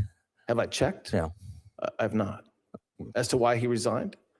It just seems to be very coincidental that a high-ranking member of the Department of Treasury, Senate confirmed, would resign the day that the Treasury Department was required essentially to certify these payments. Well, I believe the IRS signed the settlement agreement as well. But yes, but I can't speak to why he resigned, Senator. Well, this all seems to be an obvious abuse of power by the Department of Justice, by the president. He negotiated essentially with himself. You're his appointee. The IRS are his appointees. He's the plaintiff. And the American people, I don't think, are surprised that suddenly all this money is going to his friends or people that he in his orbit. Will you ensure that none of this money goes to anyone convicted on the January 6th attack on the Congress? Well, the commissioners will determine who is eligible to receive the money. not And the attorney. who are the commissioners? They're not named yet. Who will name them? I will, or the Attorney General will. It's not me. So with the suggestion of the President of the United States, Excuse me? with the suggestion of the President of the United States, your boss. I do not make suggestions. I will. we No, will no, appoint commission- he will make suggestions to you. I have no idea if he will or not. I really don't. I have no idea if he will or not. I would be shocked if he didn't tell you exactly who to put on, and I'd be more shocked if you did not put them on. This is a travesty of the law in the United States and the Constitution. You had an opportunity to go down and talk to Ghislaine Maxwell. And then a few days later, she was transferred from a high security prison to a very comfortable I mean, that's not very true. comfortable. It's just not true. She was not in a high security prison. She was transferred from a low security prison to a low security prison. I mean, you're looking at me like that's verifiable. Well, I don't think at the other prison she had her own room. She had access to a private shower. She could have pet therapy. And I don't know if any of that is true. I'm not disagreeing with you. it is true. And you should know it, Mr. Attorney I should know General. that? You should know. Whether an inmate has access to her own shower? No. This is a person of extra special interest to the President of the United States. He's known her. Why did he send you down to talk He to her? didn't send me. I went. What do you mean? You think President Trump called and asked me to go interview a witness in federal prison? Honestly, Yes, I do, frankly. Well, Because you know well, why? I didn't. Because the Didn't. deal was in. He I mean, you needed could say somebody that, he but could you want rely. the He truth? needed somebody he You could want the rely truth? upon to talk to her and say, what would she say if she was asked about Jeffrey Epstein? And you were the perfect choice. And you went down there, and suddenly, shazam! She's out of what is a more confining situation Every word- into a much more relaxed federal prison. Every word that I asked her is recorded and available to you to review. If there's criticisms of the question that I asked her, go ahead and make them. But Well- the president did not have anything to do with my choice to go interview Ms. Maxwell. If I wouldn't have went and a career would have went, you would have said, why didn't you go yourself? Just like you expect me to know whether she has access to her own shower. You So I should. did go. Everyone in the United States who reads the newspapers know that. I guess you don't, read things like that. This whole hearing, I think, is exposing something, which is, to me, very frightening. You're a very gifted lawyer. But from my perspective, you have very little faith to the Constitution and the people of America, and you're the president's consigliere. Your perspective is completely wrong, Senator, Well, respectfully. I think the facts will prove me right. Thank you. Thank you, Mr. Chairman. Mr. Blanche, last May, my staff at Homeland Security and Government Affairs Committee released a report documenting that the inspectors general that President Trump fired had together, collectively, had uncovered billions of dollars in fraud, waste, and abuse. We oversee IGs and believe that they're incredibly important to hold government accountable, which needs to be done so that American people have trust and confidence in the work that we do here. In fact, it was quite, I thought, striking. The study showed that for every dollar that we spend on IGs, it's been estimated the return on that investment is roughly 18 times what we put into the IGs. But despite the administration's purported focus on fraud, your department, FY27 request would actually cut these IGs, their budget, by nearly a third. These are folks that have an 18-to-1 return on investment. Prior to being in public service, I spent 20 plus years in the investment business. If I told investors, this is an investment I'd like you to make and you're going to have an 18-to-1 return, they would jump out of their chair in excitement and say, absolutely. How much money can I put in to get an 18-to-1 return? So while the request, and this happens while you're requesting an increase for your overall agency through the reconciliation, so you're going to be gaining additional funding, which I would argue requires oversight as you get additional funding. That happens every government agency, not just yours. And to have a massive cut of IGs with an 18-to-1 ROI, why was that decision made? And how do you intend to have robust oversight of the department when you're cutting the folks who are responsible for that and have a brilliant track record of doing that with every administration, Democratic or Republican, before you? So I agree the IGs are extraordinarily important. The budget that was proposed, it was developed consulting with the IGs. And so this is a budget that OMB and DOJ worked with the IG's office to come up with, and this was an agreed upon budget from them. So while not, just because you're not giving more money and you're even taking away money, doesn't mean the conclusion you reached is accurate, which is that it's going to result in less work or less return on our investment. I just don't think that's true. Well, that makes no sense, of course. If you have 1/3 fewer folks working, granted, maybe they're incredibly more productive, but it's really clear with an 18-to-1 return investing it. As your budget is growing, you're going to have that kind of return. And it makes no sense to do that. Why? There's no financial sense to do it. So is there another reason you just don't want IGs on the job? As I just said, the IGs themselves work with OMB and DOJ to develop this budget in a way that made them feel that they could get their job done. So That's the it budget. wasn't like, we've got a budget for it. You can either take this or you're going to get a lot less. I wasn't part of the conversation, but I assure you it was I not. can't imagine IGs are going to say, okay, we want fewer of us, even though we have an 18-to-1 return. And we're the guardian to make sure that people can trust what happens in federal government. And it makes no sense to me to have that cut. And I think it speaks volumes of what this administration is really focused on. And it's not about reducing waste, fraud, and abuse. You don't do that by decimating the IG Corps. You certainly saw him fire a number of IGs earlier and have serious concerns. Mr. Blanche, the president also signed an executive order on March 31 directing the Department of Justice, the Department of Homeland Security, and the Postal Service to take a series of actions related to federal elections, including the creation of a federal citizenship list and new rules on mail ballot distribution. That order is rightly being challenged in federal court, as these are state functions. But recent reporting indicated that the implementation of that order is being coordinated through the White House meetings involving senior Department of Justice leadership, including Assistant Attorney General Harmet Dillon. So my question for you, sir, is what is the department's role in implementing the March 31st executive order? Well, I want to be careful because it is under litigation, but it's as you just described. It's working with other agencies within the administration to implement the goals, which I think are appropriate goals, to make sure that we have free and fair elections, to make sure that those are implemented, whether it's DOJ that needs to implement them or some other federal agency. Well, you have other agencies. The same reporting identified the official leading the Department of Homeland Security's work. As you said, you're all working together on this, who now serves as the DHS Deputy Assistant Secretary for Election Integrity. Her name is Heather Honey, who is in that position. Ms. Honey's prior claims were central to the effect to challenge the 2020 election results. Claims, as you know, have been widely disproven.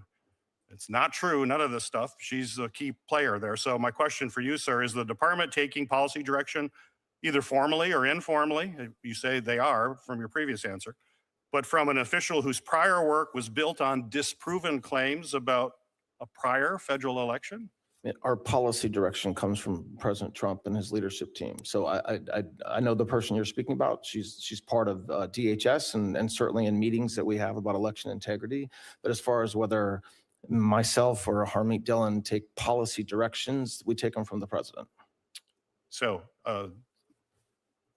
interesting. A person who was part of these widely disproven false allegations and a president who, of course, subscribes to that as well. So that's what you're telling me. That's what's driving this effort by the federal government to basically take powers that the Constitution reserves for our states. Thank you, Mr. Chairman. Appreciate it.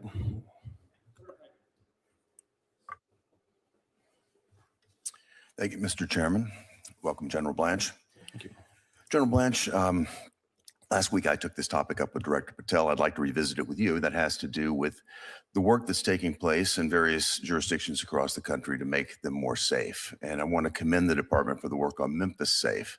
The task force there has resulted in a 43% decrease in violent crime since the operation commenced. I think it's a shining example of what happens when you have state and local governments cooperating with the federal government, and the dramatic improvements that we've seen in violent crime and enhancing safety are really very much appreciated. I just wanted to ask you to take a few minutes and walk us through the whole of government approach that you've taken and how that's been executed, and from that, what lessons we might learn that could be applied to other jurisdictions. Thank you, Senator. Yes, in your state, the Memphis Task Force is one of the shining stars of law enforcement over the past year, also DC as well. And the way that it works is that we no longer care about stats within an agency, the FBI, DEA, Marshals, HSI, state and local. It's just one government, and it's a one government approach. So what happens in Memphis and what should happen in every city in this country is every day law enforcement gets together in a room and they decide who they're going to go out and get that day, whether it's someone wanted for murder, rape, any other burglary, whether it's just somebody who has a warrant out for their arrest, and then they focus on doing it. And they do it if they need a prosecutor to write a warrant, they go to get the prosecutor to write a warrant. If they need a state DA to help because it's a state charge, they get the state DA's office. And what you saw, you just described the reduction in crime. But you have streets in Memphis now that were unwalkable 6 months ago, and that now there was a few new restaurants opening, I heard last week, and that's complete success. I wish we could do what we were able to do in Memphis in every city in this country. Could we stay on that for just a moment? Because Yes. I understand that there are other jurisdictions in the United States that are refusing to cooperate. Is there anything that we could do, any tool that we could provide to help you with this, with these non-compliant jurisdictions? Look, I think one thing we can do is just keep on showing the American people what it looks like when you do it right. And hopefully these local politicians that are doing it wrong will be shamed into doing it right. We also are in many cases filing lawsuits against some of these cities where they're actually violating the Constitution and violating federal law in the way that they're treating federal law enforcement and the work that federal law enforcement is doing.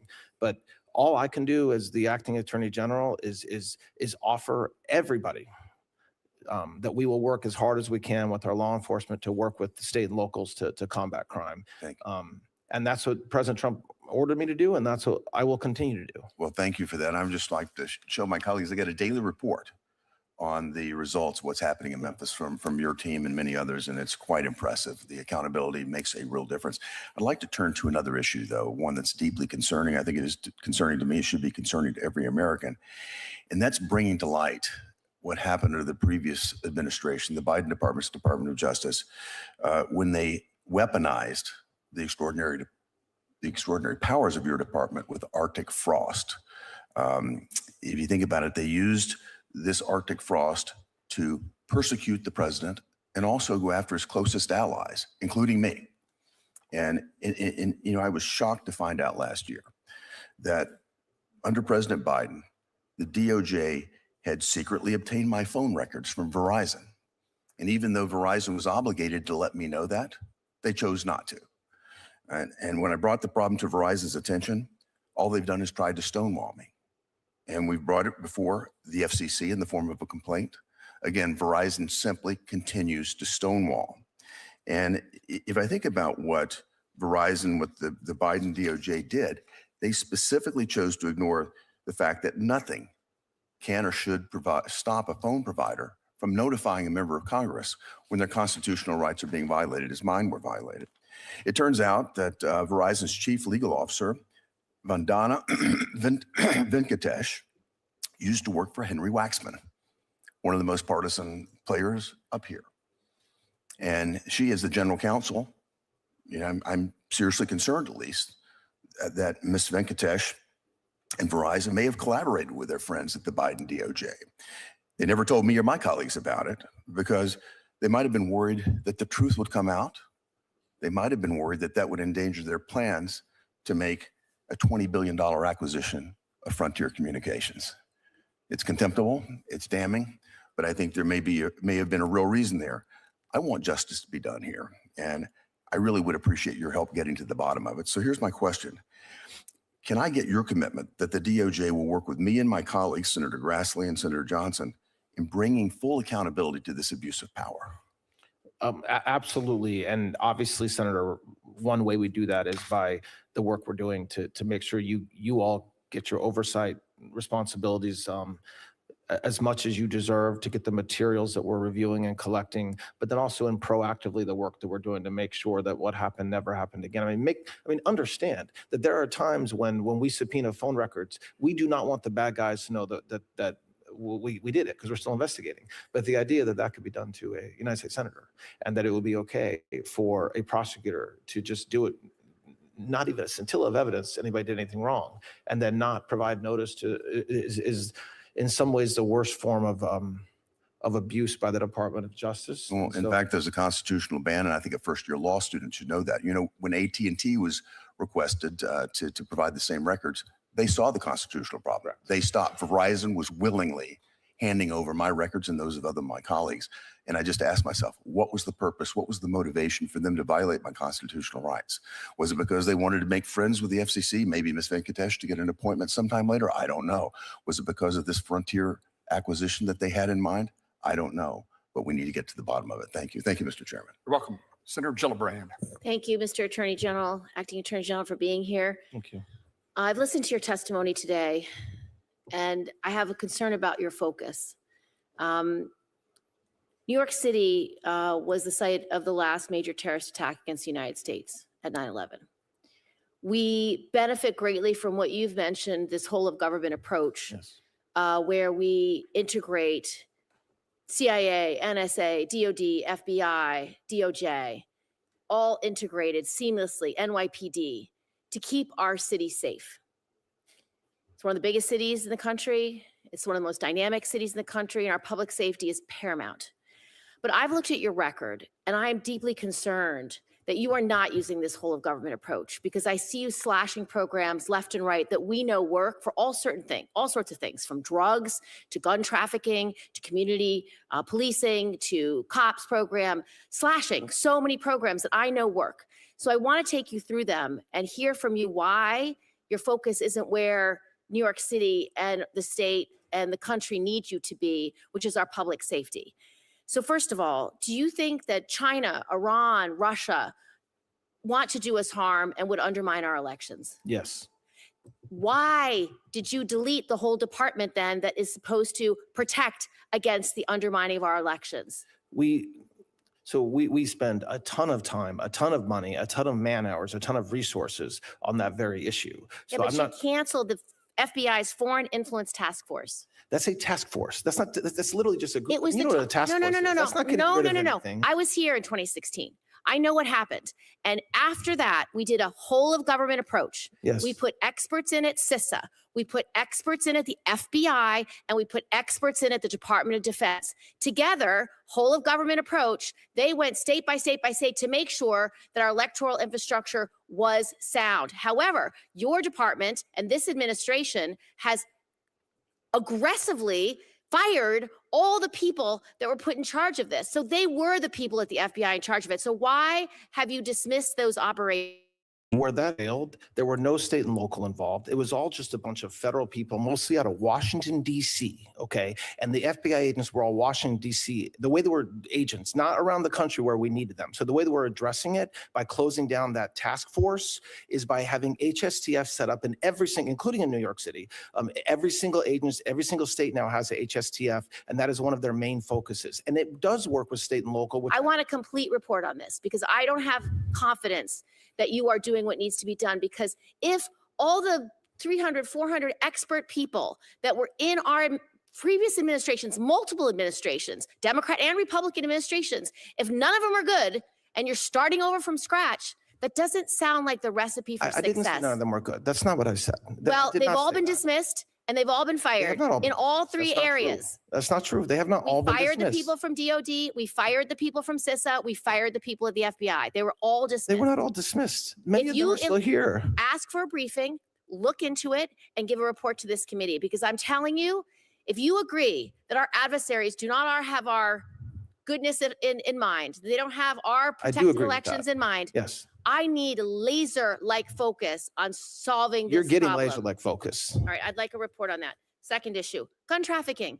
We have been working so hard as a federal government to stop the flow of illicit guns into our communities, where someone can sell guns out of the backs of their trucks from some criminal gun dealer who's trying to get these guns into the hands of criminals. And we're supposed to get data every year so we can show that our gun trafficking laws are working. These new enhanced laws where police officers can now go cross state lines to do their investigation. Why are you not giving me the data about gun trafficking? I need to know if it's working. I need to know if these cases are being prosecuted, and I can't even get data out of your department. Well, the cases are being prosecuted. We did. Will you give me the data so I can assess it? I don't know what data you're talking Just about. the number of weapons that have been seized, the number of cases that are being prosecuted. We keep track of how many weapons have been seized that are trafficked, and I'm waiting from your department over a year to get that data. To the extent there's data that we're Will you required send it? to Okay, no, next that's not- point. okay. I Cut me got off. like 5 That's okay. points. I only get 5 minutes. Next point, community violence intervention grants. You are slashing these community violence intervention grants. They work. We know they work. One of them was to New York for 4.2 million, slashed. It prevents youth violence. These are programs that are working. Did you analyze whether this program was working before you slashed the funding? Yes, there's still a ton of funding for those programs. They Not do the work. ones in They New York. do. You just deleted them. Delete, delete, delete. It's shocking. It wasn't delete. That Okay, is well, 4.2 absolutely not true. was deleted for the Local Initiative Support Corporation that funds. It's not a deletion. It's just that we're not seeking funding for it through this exact No, process I'm for that seeking funding exact. for it. I've asked for the money and we've gotten grants for this and you've just suspended this grant program. I'm happy to work with you to make sure we're spending the grant money in the right way. I don't have any more time, but there's a community-oriented policing grant cuts as well, the COPS funds. This is something our police officers and our community policing development micro grants, they benefit from it. De-escalation training grants, programs that work. Our police officers need it. And then drugs. We have an anti-heroin and anti-methamphetamine task force, and we need to be funded, and it's not being funded. So It is being funded. Absolutely. There's a different amount of funding, but it is being funded. No, you've eliminated funding for both the anti-heroin, anti-methamphetamine task force. So I'm sorry. Which is the task force that stops the trafficking of heroin, fentanyl, and the very long word I can't pronounce. I mean, Senator, there's nothing more important to President Trump and to this Department of Justice than combating the illegal flow of narcotics. So to the extent that there is a particular funding revenue stream that is not being funded the same way, I commit to you that it is of the highest priority to combat drug trafficking. Last is the Public Safety Officer Benefit Program. You say, we just had Police Week. You say you stand with law enforcement. When you do not support this program and when these funds are not getting back to the loved ones who have lost their police officer loved one, it is not right. I need you to focus on this. I need you to get this right. We're committed. Thank you, Senator.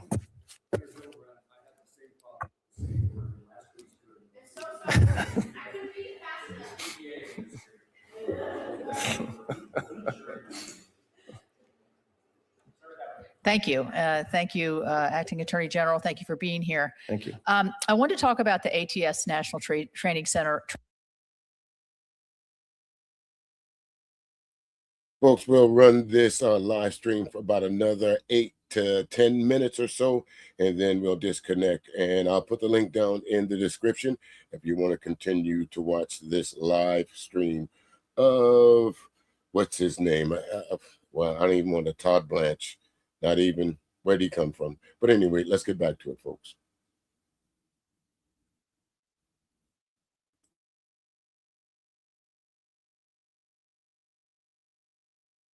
The release of firearm trace data to anyone other than law enforcement for investigative purposes. Can you elaborate on the importance of the NTC, but also how it functions within the ATF? And can you describe how your budget request will sustain these critical services? Yes, of course, Senator, and I agree with you. It is an extraordinarily valuable law enforcement tool, but it can be abused. And so what the ATF has to make sure we're doing is we're using the tracing data. And by the way, it's not just for federal cases, it's for state and local cases, it's for local crimes. And so it's a true testament of the power of the federal government to help the states. We have to make sure that that data is shared only where it needs to be shared and only to further law enforcement investigations. Our Director Sakata is laser focused on that. We have the benefit of having somebody who's been an ATF agent for 2 decades. And so we'll continue to make sure that not only we're spending the money to make sure that we're successful, but also making sure that we have guardrails around it so that it doesn't get abused either by ATF or by anybody state and local wise. Thank you. Thank you very much. I want to talk about the HIDTA task force collaboration. I know DOJ is a valuable member of the HIDTA task force. And honestly, we had the ONDCP director, Sarah Carter, came to West Virginia a few weeks ago. We had a roundtable. U.S. attorneys were there, local partners, local law enforcement. Very interesting conversation. I personally want to see the high intensity drug trafficking, the HIDTA program stay within the White House. I know this may not be a decision that you're actively involved in, or because there's always through several administrations a desire to move it over to DOJ. Do you have any perspectives on that? And what does this budget have to say about it? Look, I know that President Trump is going to give a ton of money. I think over $11.4 billion to combat the drug crisis, and that includes the lot of data. The way that it's running through the ONDCP now, as opposed to directly DOJ, doesn't make a difference to the effectiveness that we can have to run these programs. It hasn't made a difference over the past year. It will not make a difference in the coming years. To the contrary, remember, another big part of the drug fight is DHS and Right. HSI. And so one benefit of having it go through kind of a one higher place is that we make sure we're spending the money across the federal government in the ways that is smart. So I have had zero issues with that setup, and I don't think Administrator Cole has had any issues with it or any of other law enforcement. Hey, I mean, personally, I think the issue is so large, and you heard Senator Gillibrand talking about it in New York. Our state has a particular issue, Yes. and I am so pleased with the president's southern border initiatives.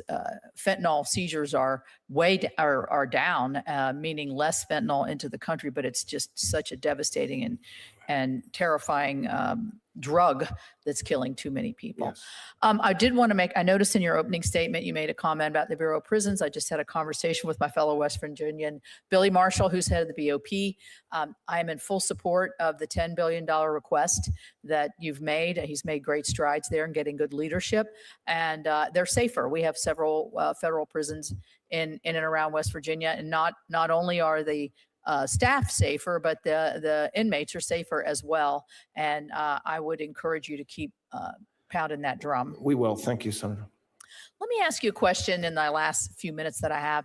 There's a few seconds. All right, geez. There's always a headline about Assistant Attorney General leaves DOJ, and it sounds, like it's a political statement rather than, or a lack of confidence statement, or doesn't like the way the direction that the department is going. And I know you see this, the public reports. Isn't this the way it's always been at DOJ? People moving in and out, and you yourself were at DOJ at one point before you went into private practice. I didn't know if you wanted to talk about at the upper echelons of your leadership team, where you see this going, and is it a political statement, or is it the cost of doing business and Look, ebb and flow of workforce? I think we have a great team, and not only at DOJ, but President Trump's entire administration. That necessarily means that sometimes people come in and sometimes people leave. I was a federal prosecutor until I had no money left, and I had to go to the private sector. And I think there's pressures on family, and it's not a political statement. I think the president has assembled a phenomenal cabinet, and the cabinet has then assembled leadership that I think is every day working hard to fulfill the president's agenda. And when it comes to DOJ, to make America safe again. And so my team that works at DOJ, some of them will stay for 4 years, and some of them will probably leave in the next month or two. And that's natural. And all we can do is thank them for their public service and to keep on hiring great people. Thank you for your service. Thank you. Thank you, Thank Senator. you, Senator Capito. We're going to conclude this hearing in just a moment. Senator Van Hollen and I have the practice of wrapping up our thoughts with questions or statements, and then we'll conclude. I'm in a particular hurry to get to the Defense Appropriations Subcommittee to ask questions there. So if I quit explaining what we're going to do, I'll get there sooner. And I now recognize Senator Van Hollen. Thank you. Thank you, Mr. Chairman. Mr. Blanche, in response to Senator Kuhn saying that Capitol Hill police officers were worried that people who assaulted them on January 6th might benefit from a slush fund, you said that couldn't be true because it hadn't been set up. I didn't say it couldn't be true, Senator. I didn't say it couldn't be true. I said it was surprising it was true. Okay. So it is very possible that people have been anticipating getting payments from the administration, people who were part of the attack on the Capitol on January 6th, right? You're asking me to speculate on the possibility of something? Have you not heard of anybody anticipating getting payments from that? No, I haven't. Okay. I don't know what that all right, means, actually. All right. Mr. But I won't Chairman, speculate. I want to put it in the record, submit for the record, a January 2026 Washington Post story, a long story entitled, "For Many January 6 Rioters, a Pardon from Trump Wasn't Enough." And it goes on to quote, the President of the United States, when asked about these payments, said, "A lot of people in government now talk about it." Because a lot of people in government really like that group of people, unquote, referring to the January 6th rioters. Are you not aware of that statement from the president? I have never read the Washington Post. Well, I can tell you that there are a lot of people I accept for that you read a long time who've been anticipating payments. You're not aware of that? it. In fact, when I asked, You're telling me there's a lot of people that were anticipating payments? Yes. No, well, I'm not aware. okay. Well, Mr. Attorney General, you are in a bubble because the reality. Because I don't read the Washington Post? No, Okay. no. Obviously, you should be in touch with some of these folks because I asked you specifically about an individual who had molested kids and been convicted about his anticipation of getting a payment. And you said that couldn't be true. In fact, that was a lie. I want to read you. I didn't say that. I got the transcript right. Good. You said it was obvious. I'm obviously lying in the question because there's no way the person committed to that because the slush fund did not exist. That's what you said.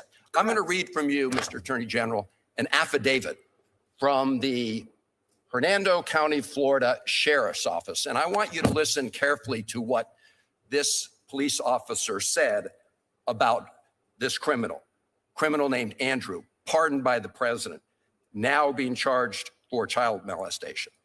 He says, Andrew also told that since he was pardoned for storming the Capitol on January 6, 2021, and he was being awarded $10 million as a result of being a January 6er, Andrew did tell that he would be putting him in his will, referring to one of the victims of his molestation. He would be putting him in his will to take any money he had left over. This tactic was believed to be used to keep from exposing what Andrew had done to him, signed under penalty of perjury by someone in the sheriff's office. And you're telling me you don't know about all these people who have been signaled by the president of the United States and others that they're going to get payments. I think that's what you just read is disgusting. It's horrible that happened, but that's not what I said. I mean, you can say you're telling me and then make up something that I'm not saying, or you can let me speak. Mr. Attorney General, yes. I'm reading from the statement here. I got a transcript of what our exchange earlier. And you essentially said, well, you're obviously lying in your question because there's no way this person committed to that because the slush fund of which you called it did not exist, just as you suggested. Right, and it's true that even the affidavit that you just read said that he would be awarded this criminal suggested he'd be awarded $10 million. Now you're playing absolute word games. I am not playing a word game. Of course you are, because people. And also, words matter. Words matter. So if you're going to quote me accurately. Mr. Chairman, I'd like to put in the record: January 6th rioter pardoned by Trump was sentenced to life in prison for child abuse. Pardoned Capitol Hill rioter tried to bribe child sex victim with promise of January 6th payout. And I will close with this, Mr. Attorney General.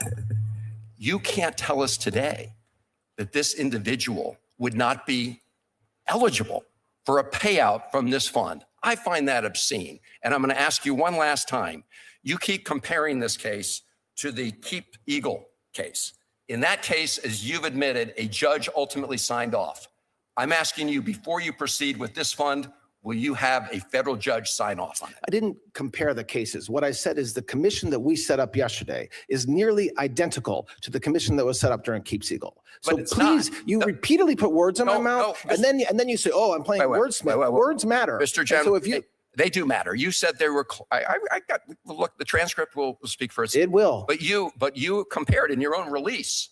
In the Department of Justice's own release, you compared it to this case. And in this case, a judge signed. My final question is, will you agree, as they did in that case, that before you proceed with this fund, a federal judge will sign off and approve it? Will you agree to that? Federal judge. So there's no mechanism. Actually, there is a federal judge presiding over this case. The case was dismissed by the judge last night. Yeah, because you moved to create this fund. I didn't move. I did not move. The settlement result, Mr. Attorney General, come on. So let me. So you're not going to submit this proposal to any federal judge or independent. There is no judge. Any independent authority What does that mean? An independent authority? It means not somebody who's getting to pick 5 of the members who was the president's former personal attorney. That would be somebody who would be independent. I'm the acting attorney general, okay? The fact that I used to be President Trump's lawyer is just a fact, but I'm the acting attorney general. So don't say the president's former personal lawyer will do something. The acting attorney general will do something. Mr. Attorney General, you are acting today like the president's personal attorney. And that's the whole problem. You have a whole banner of his face hanging over the Department of Justice, and you and everybody else walks under it. And you are acting like you're his current personal attorney. Mr. Chairman, I have no further questions. Attorney General, let me ask this question in this regard to the fund. Is there in your mind the nature or a description of the individuals that you hope to find to serve?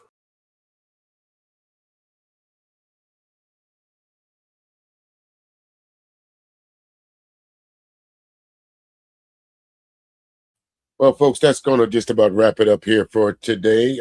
Thank you so very much for stopping into the Chop Shop. I don't know what you took out of this. Anybody that watched this today, I don't know what you took out of it, but what I took out of it was that Todd Blanche should not be the acting attorney general. Todd Blanche should not be in government. I'm not saying anything about his lawyer credentials because that's his business, but Todd Blanche is in charge of one of the most important departments in the United States. And here he is, he's acting like the president's personal lawyer. A hit list of Donald Trump's enemies, as he calls them. Money that's just disappearing from all these different places. Money that was already allocated, by the way. Maybe some folks always want to talk about the Constitution.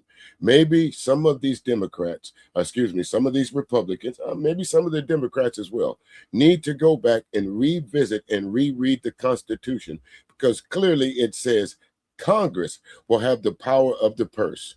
Did we hear any of that today? All we heard was Todd Blanche and the powers that be around him playing a, what do you call that? A shuffle. You put the ball under the top or the coconut shell, and you move it around, and you got to guess where the money's at now.